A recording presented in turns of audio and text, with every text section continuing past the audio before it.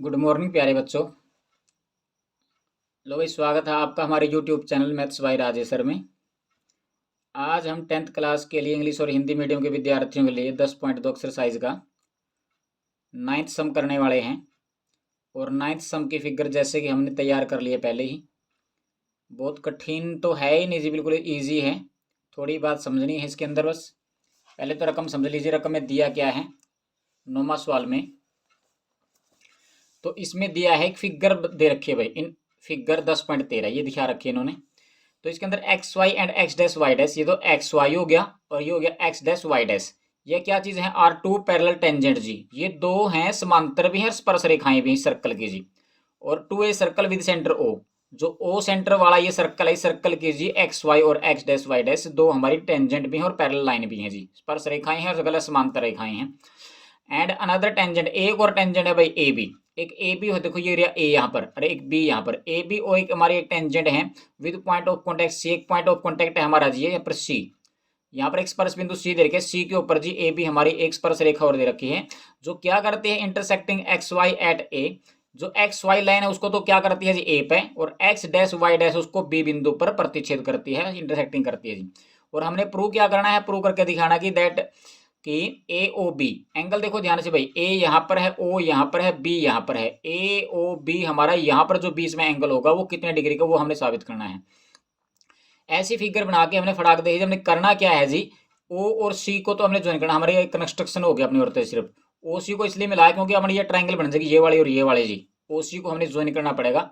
Join करने के बाद जी इन दोनों ट्रायंगलों को हम कॉन्ग्रेंट साबित करते हैं फटाक दे जी, और कॉन्ग्रेंट के बाद जी उसी प्रकार रूली कॉन्ग्रेंट हो जाएंगी। बीच वाले एंगल हमारे सीपीसीटी के द्वारा सिद्ध करने हैं बराबर जी। तो औखी बात तो इसके अंदर कुछ भी नहीं, ए ओ बी को ध्यान रखो बस।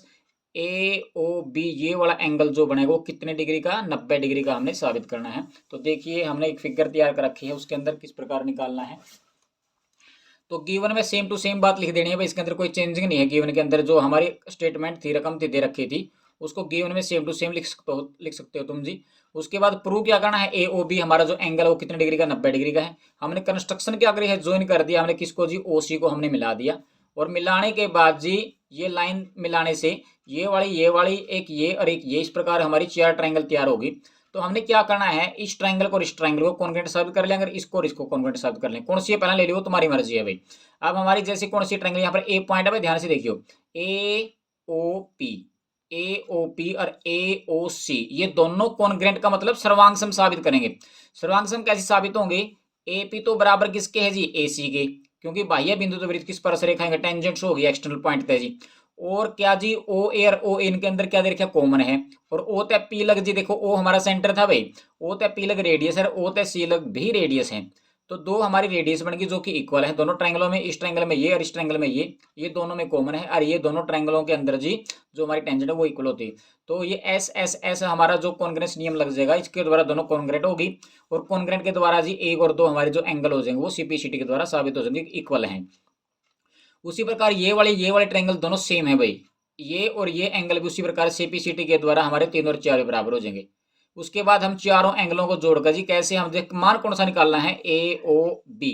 जो ये वाला एंगल आएगा ये कितने डिग्री का होगा जी, 90 डिग्री का, यानी कि दो का और तीन का धनुआ का जोड़ जी हमें 90 डिग्री साबित करना है, जो हमारा प्रूफ हो जाएगा जी। तो चलो लेके चलते हैं ट्रायंगलों को जी। तो हमने प्रूफ देना है इसके अंदर जी, प्रमाण।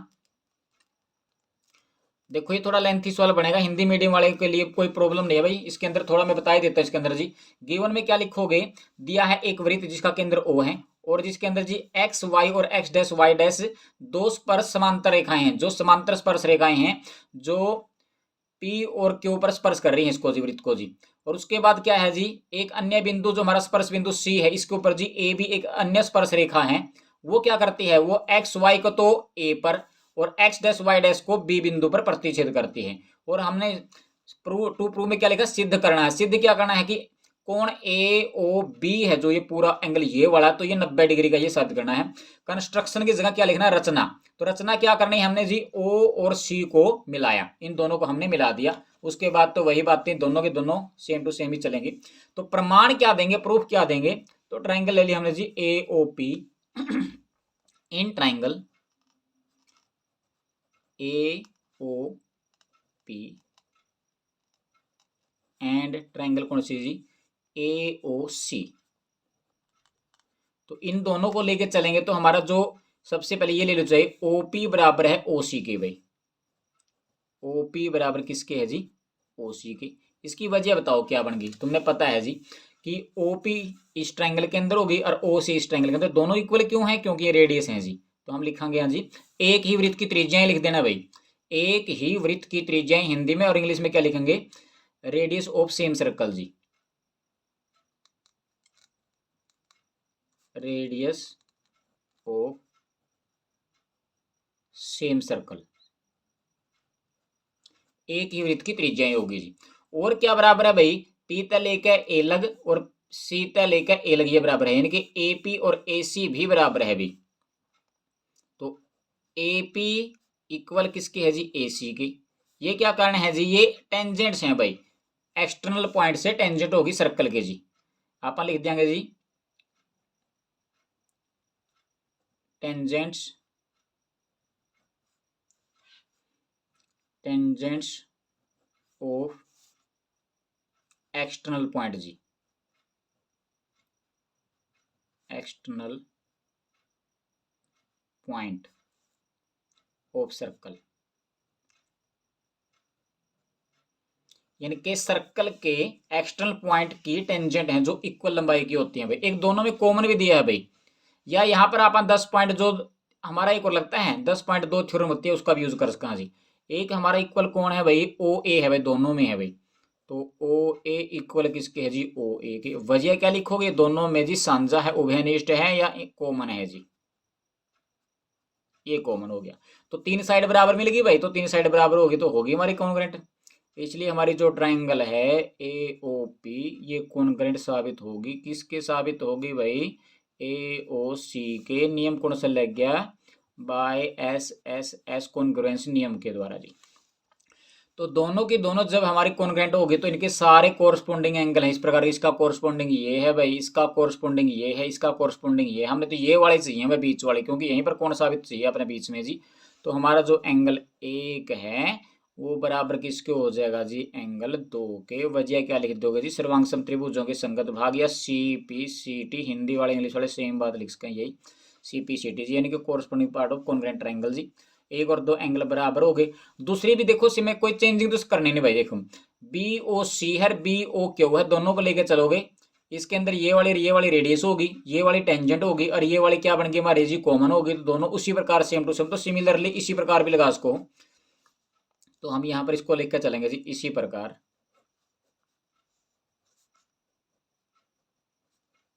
इसी प्रकार लगा दिया, सिमिलरली लगा दिया जी।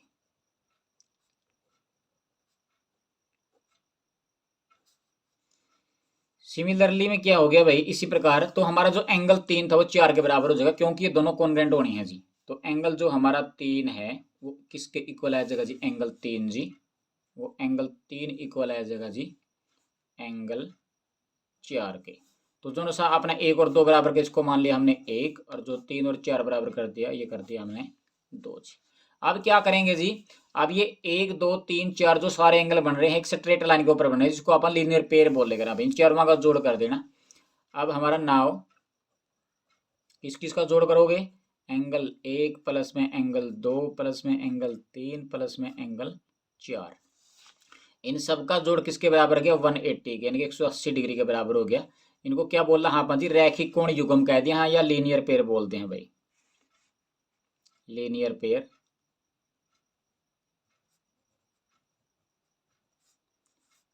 रैखिक कोण युग्म, रैखिक कोणों का युग्म बन रहे हैं भाई। युग्म मैंने होता है जोड़े जी। तो ये इसलिए सबका जोड़ इसके बराबर साबित हो गया 180 के जी। लेकिन हमने एंगल न्यू देखो इसके अंदर चाहिए कौन कौन सा है? 1 और 4 तो चंदा को नहीं, हमने चाहिए 2 और 3। क्यों? क्योंकि AOB के अंदर जी यही एंगल है 2 और 3 जी। तो ये दोनों एंगल चाहिए अपने। तो अपने ना तो 1 चंदा ना 4 चंदा, लेकिन जो 1 है वो किसके बराबर है? 2 के। तो अपन जो हमारे पास 1 उसकी जगह 2 रख कहाँ जी? जो हमारे पास ये 1 है इसकी जगह एंगल आप क्या रख सका? 2। ये 2 यूं का यूं भाई, एंगल 2 यूं का यूं। एक हमने 3 रखना है, 4 नहीं रखना। 4 किसके इक्वल है? 3 के। 3 4 के बराबर है। तो हमारा जो 3 एंगल न्यू का अंदर रखेंगे और 4 की जगह भी क्या रख देंगे जी? 3। और इक्वल किसके जी? 180 के। कहाँ से लेके आइए? लिख देना यहाँ पर जी 1 व 2 से जी, यानी कि फ्रॉम 1 and 2, 1 व 2 से। अब जोड़ना देखो तो 2 और 2 4 कर दो भाई।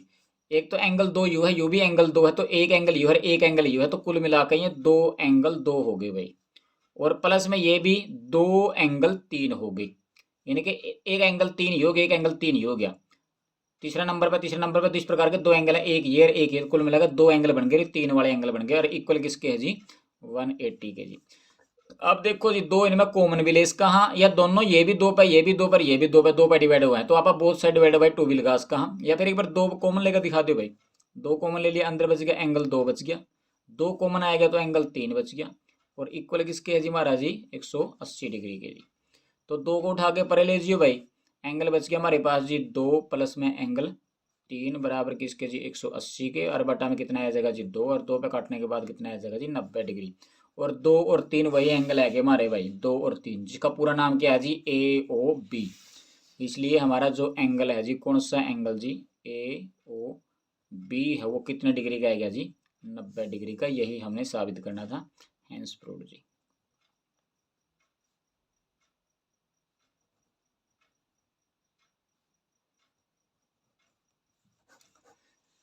इति सिद्धम लगा देना चाहिए भाई।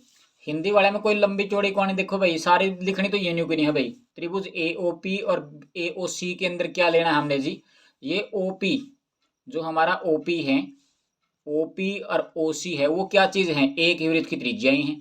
यहाँ पर ए पी और ए सी, देखो ए पी और ए सी, ए पी और ए सी क्या चीज है? ये बाह्य बिंदु से वृत्त की स्पर्श रेखाएं हैं, जो कि समान लंबाई की होती हैं। ओ ए दोनों में कॉमन है, जो साझा है। तो इसलिए हमारी ए ओ पी और ए ओ सी दोनों के दोनों क्या बन गए जी? Congruent by S S S, congruent नियम के द्वारा जी, यानी सर्वांग समता नियम से जी। फिर दोनों सर्वांग सम होगी तो 1 2 के बराबर रह जाएगा, 1 और 2 बराबर होगी सीपीसीटी के द्वारा। अगले ट्रायंगल भी तो हम इसी प्रकार साबित कर सको, और जी ना करो तो ये भी लिख सको, कोई प्रॉब्लम वाली बात नहीं। इसी प्रकार सिमिलरली त्रिभुज हमारे जी पी बी ओ क्यू और बी ओ सी भी हमारी कॉन्ग्रेंट होगी एस एस एस नियम के द्वारा, और 3 और 4 हमारे बराबर होगी। वजह क्या है? ये भी सीपीसीटी के द्वारा जी, जैसे कॉन्ग्रेंस हुए सिमिलरली लगा दिया तो उसी प्रकार ऊपर लिखित रहे जी। लेकिन 1 2 3 4 की सीधी लाइन के ऊपर जी 4 कोण बन रहे हैं, जो कि 180 को पूरा करते हैं जी। 1 2 3 4 जो एंगल थे हमारे जी 180 को पूरा कर रहे हैं।